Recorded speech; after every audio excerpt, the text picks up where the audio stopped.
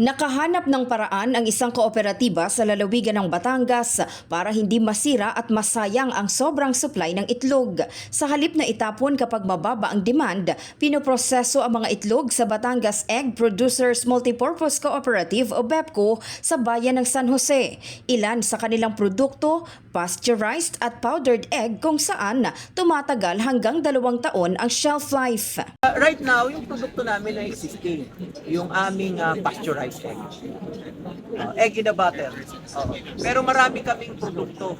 Okay? Meron kaming frozen egg, meron kaming pasteurized egg. Tapos yun nga, narito na yung makikita ni Presidente, yung powdered egg. Key to it, na ito'y affordable, accessible, at may solusyon tayo for food security ng atin.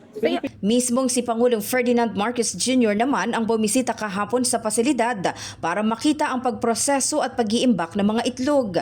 Sinuri ng Pangulo ang egg pasteurization at cold storage facilities, gayon din ang 50 million pesos na spray drying facility mula sa DOST na nagko-convert ng liquid egg into powdered egg. Meron kaming tinatawag na spray drying technique na gawa talaga ng DOST yung technology. At yung technology na yan ay nasa kasalukuyang piloting dito sa BEPCO. So ibig sabihin, habang ino-operate natin dito, tinitingnan natin kung pwede pang ma-scale up in the future. Ayon sa Pangulo, ipinapakita ng BEPCO kung paano nakatutulong ang collaboration ng mga ahensya ng gobyerno at kooperatiba para matugunan ang oversupply at maiwasang masayang ang mga agricultural products.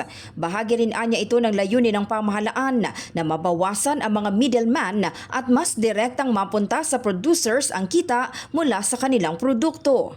This is the continuing effort of government to cut out the middleman from between the farmer, between the producer, and the market. And ito yung magandang halimbawa na kapag talagang nagtutulungan ang lahat ng mga ahensya ng pamahalaan, ng national government, ng local government, at saka ating mga kooperatiba, ating mga producers, ay makita natin ay napakaganda magiging resulta. Samantala, sinabi ng DA na nasa 90% ng kompleto ang expansion project ng BEPCO at maaari itong magsilbing modelo para sa pagtatayo ng mga katulad na pasilidad sa ibang bahagi ng bansa. Dahil sa government support, tumaas umano ng 125% ang sales ng kooperatiba at 25% ang productivity nito. Yung BEPCO is one of the good examples na pwedeng tularan ng ating mga ito pang agri-co-op sa itulugang negosyo at hopefully maparami natin yung mga ganitong facility all over the country. In the heart of changing lives, ako si Brigada Maricar Sargan ng 105.1 Brigada News FM Manila, The Music and News Authority.